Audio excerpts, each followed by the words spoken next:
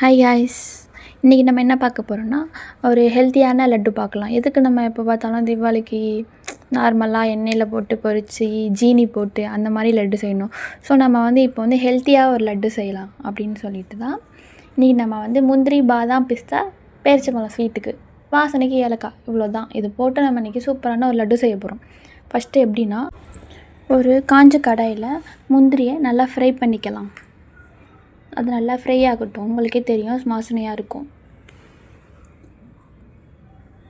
அதை ஒரு தட்டில் மாற்றிக்கலாம்.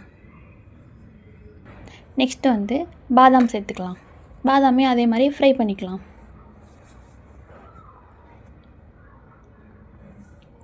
அதெல்லாம் ஃப்ரை ஆனோடனே திரும்ப அதையும் அதே பிளேட்டில் சேர்த்துக்கலாம். இன்னொன்று என்னென்னா, நம்ம காஞ்ச பிளேட்டு, காஞ்ச ஸ்பூன், காஞ்ச பாத்திரமாக யூஸ் பண்ணுவோம். அப்போ தான் எதுவும் வீணாக போகாமல் இருக்கும். நெக்ஸ்ட்டு பிஸ்தா அதே மாதிரி எல்லாமே நான் ஒரு கப் அளவுக்கு கப்பு, அது வட்டான்னு நான் சொல்லுவேன். நீங்கள் எப்படி எடுத்துப்பீங்களோ எடுத்துங்க. ஸோ அதே அளவுக்கு இதையும் போட்டு ஃப்ரை பண்ணிக்கலாம்.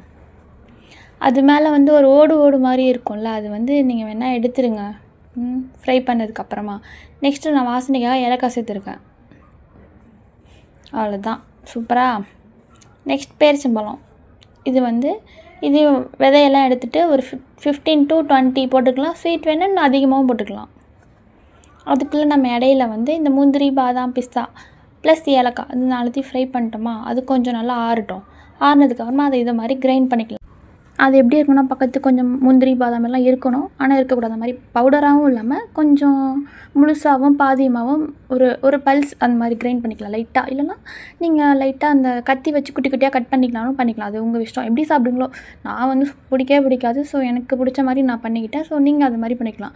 அதுக்கப்புறமா பேரிச்சம்பழம் எடுத்துக்கிட்டோமா, அதை நல்லா அல்வா கன்சிஸ்டன்சியில் அந்த அடுப்புலேயே போட்டு கிண்டிகிட்டே இருந்து 1 ஸ்பூன் நெய் ஆட் பண்ணி கிண்டிகிட்டே இருந்தீங்கன்னா நல்லா அல்வா மாதிரியே வந்துடும். ஸோ அதுக்கப்புறமா நம்ம அரைச்சி வச்சுருக்கோம்ல முந்திரி, இதெல்லாம் எல்லாத்தையும் அதில் போட்டு நல்லா மிக்ஸ் பண்ணிகிட்டே இருங்க. நல்லா மிக்ஸ் பண்ணணும். ஃபஸ்ட்டு ஒரு மாதிரி பவுடராக லட்டு அந்த இதுக்கு வராத மாதிரி தான் இருக்கும். நீங்கள் அதுக்கப்புறம் கிண்டிகிட்டே இருந்தீங்கன்னா வந்துடும். அப்புறம் அடுப்பை ஆஃப் பண்ணிடலாம். ரொம்ப வேணாம், தீஞ்சு போயிடும்ல, அதுக்காக. ஸோ நெக்ஸ்ட்டு நம்ம கீழே எடுத்துகிட்டு கொஞ்சம் லைட்டாக சூட்லேயே அப்படியே நான் கையை நல்லா க்ளீனாக தான் வாஷ் பண்ணியிருக்கேன். ஸோ நீங்களும் அது மாதிரி வாஷ் பண்ணிட்டு நல்லா பிசைஞ்சு லட்டு மாதிரி உருட்டிட்டிங்கன்னா சூப்பரான லட்டு ரெடி. அவ்வளோதான். எல்லோரும் சாப்பிடுங்க, ஹெல்த்தியாக இருங்க. சப்ஸ்கிரைப் பண்ணுங்கள், லைக் பண்ணுறேங்க. பாய், தேங்க்யூ, டாட்டா.